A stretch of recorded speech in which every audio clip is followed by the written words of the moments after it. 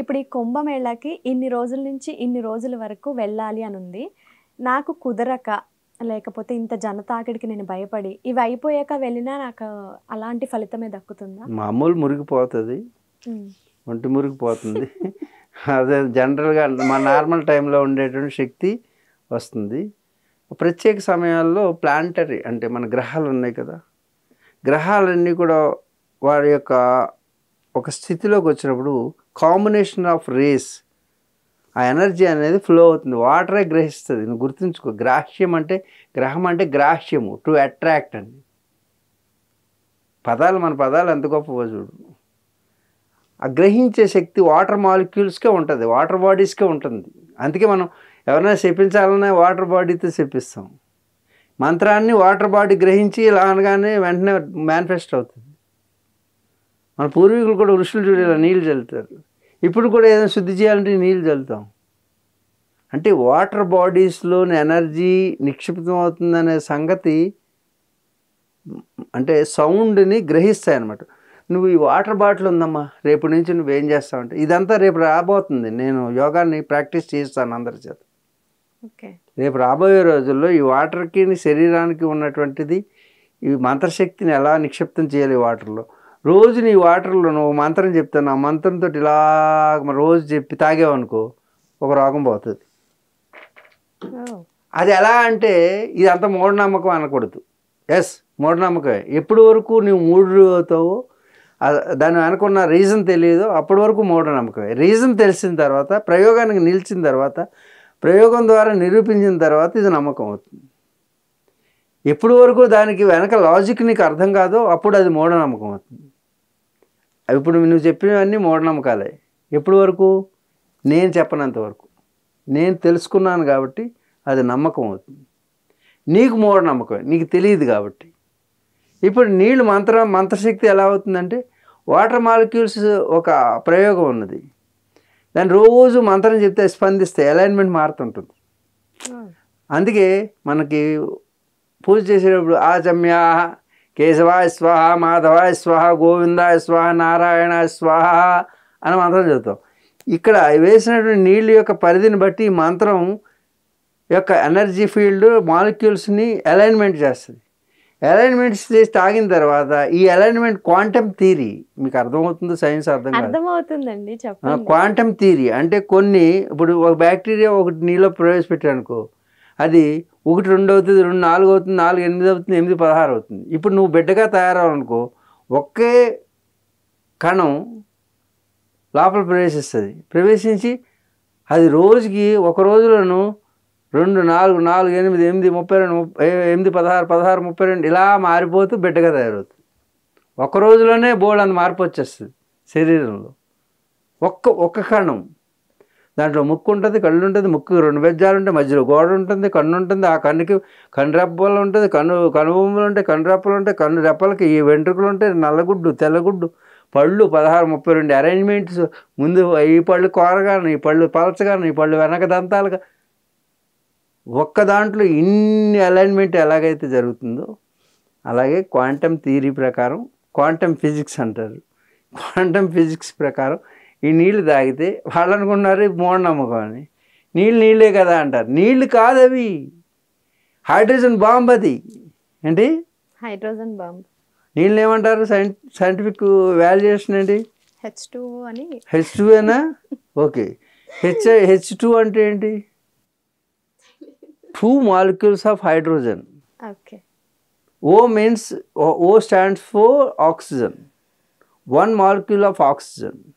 Oxygen ఏం చేస్తుంది? Hydrogen ఏమవుతుంది? బ్లాస్ట్ అవుతుంది, ఫైర్. ఆక్సిజన్ ఏం చేస్తుంది? ఫైర్ని రైస్ చేస్తుంది. ఒకటి ఫైర్ చేస్తుంది, ఒకటి ఫైర్ని రైస్ చేస్తుంది.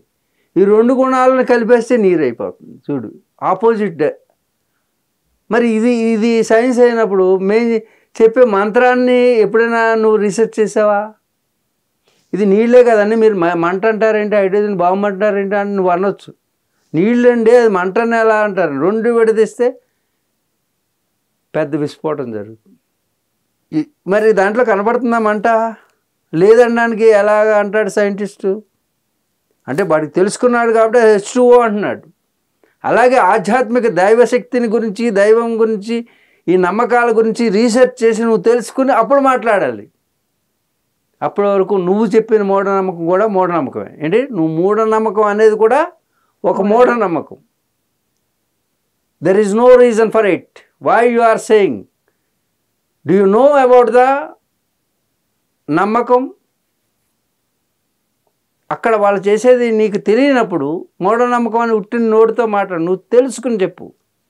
అలాగే వాళ్ళు కూడా తెలుసుకుని చెప్పాలి. ఏది, దీని వెనక ఈ రహస్యం ఉన్నది వాళ్ళకి కూడా తెలియదు. ఎందుకంటే వాళ్ళ పూర్వీకులకు తెలుసు, కానీ తర్వాత పరంపరలో అది మర్చిపోయారు. ఇప్పుడు మర్చిపోవడం వల్ల అది పిచ్చి అయిపోతుంది. అర్థమవుతుందా? కానీ వాళ్ళు చేస్తున్నది same practice, but they don't know to explain. Then it become మూఢనమ్మకం. ఏం చెప్తున్నా అర్థమవుతుందా? అంటే వాళ్ళ పరంపరగా వస్తూ వాళ్ళ దాంట్లోకి వెళ్ళి చెప్తున్నారు. ఆ టెక్నిక్ని ఎక్స్ప్లెయిన్ చేయడం రాదు, అంటే థియరిటికల్గా రాలేదు వాళ్ళకి. దాన్ని వాళ్ళందరూ వస్తే నేను థియరిటికల్గా ఎక్స్ప్లెయిన్ చేయగలను. వాళ్ళని మళ్ళీ తిరిగి ఆ స్థితిలోకి పంపించగలను. ఇంకా మోర్ రిజల్ట్ ఇంకా పర్ఫెక్ట్గా వస్తాయి. ఎందుకంటే మేము హిమాలయాల్లోనూ ఈ సాధనలన్నీ చేసాం కాబట్టి ఆ అనుభవంతో మేము చెప్పగలం. ప్రతిదానికి రీజన్ చెప్పగలం. ప్రతి ఒక్క విషయానికి రీజన్ అంటూ ఉంటుంది. అదే మన సాధనలో తెలుసుకుంటాం. అది ఈ 50 సంవత్సరాలు సాధన చేస్తే ఈ విషయాలు తెలుస్తున్నాయి. ఉత్తినే వచ్చి పుస్తకం చదివి చెప్పేస్తే అది స్వామీజీ ఎలా అవుతాడు? అర్థమవుతుందా? Conscious, sub conscious, super conscious, conscious, sub conscious, unconscious విషయాల గురించి పరిపూర్ణ molecule theory, quantum theory and quantum physics అంటే ఏంటి అంటే ఇప్పుడు ఆధునికమైనటువంటి ఈ శాస్త్రాన్ని అధ్యయనం చేయాలి. గతంలో ఉన్నటువంటి వేదిక్ నాలెడ్జ్ని కంపేర్ చేస్తే ఇప్పుడు సైన్స్కి అప్పుడు సైన్స్ని అందించగలుగుతాం.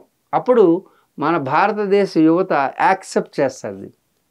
వితౌట్ రీజన్ యువత ఎలా యాక్సెప్ట్ చేస్తారు? అది గుడ్డి నమ్మకం అంటారు, మూఢనమ్మకం అంటారు. ఎప్పుడైతే మీలాంటి వాళ్ళకి నేను చెప్పిన విషయాలు అర్థమైనాయో ఇక మన భారతదేశంలో ఉన్న సైన్స్ కంటే గొప్పది ఎక్కడా లేదురా బాబు అని అప్పుడు ఆధ్యాత్మికంగా వస్తారు. అందుకే కుంభమేళాలో లక్షలాది మంది ఐఐటి బాబాలు, లక్షలాది మంది సెలబ్రిటీలు వచ్చి సన్యాసంలో చేరుతున్నారు. తెలిసింది కాబట్టి మన వేదిక్ సైన్స్లో జమెట్రీ ఉంటుంది, మ్యాథమెటిక్స్ ఉంటుంది, క్వాంటమ్ ఫిజిక్స్ ఉంటుంది, ఫిజిక్స్ ఉంటుంది, కెమిస్ట్రీ ఉంటుంది. నువ్వు అన్ని ప్రపంచంలో ఉన్నటువంటి సైన్స్ అంతా కలిపితే మన వేదంలో చిన్న పార్ట్ అయిపోద్ది. ఇప్పటివరకు సైన్స్ తెలుసుకున్నది 1% అయితే మనది 99% ఇంకా వాళ్ళు తెలుసుకోవాల్సింది మన దగ్గర ఉంది. ఇది భారతదేశ వారసులు, భారత యువత మీ భవిత ఆధ్యాత్మికం. కాబట్టి మీరు మన గ్రంథాల్లో ఉన్న సుగంధాన్ని అర్థం చేసుకోండి.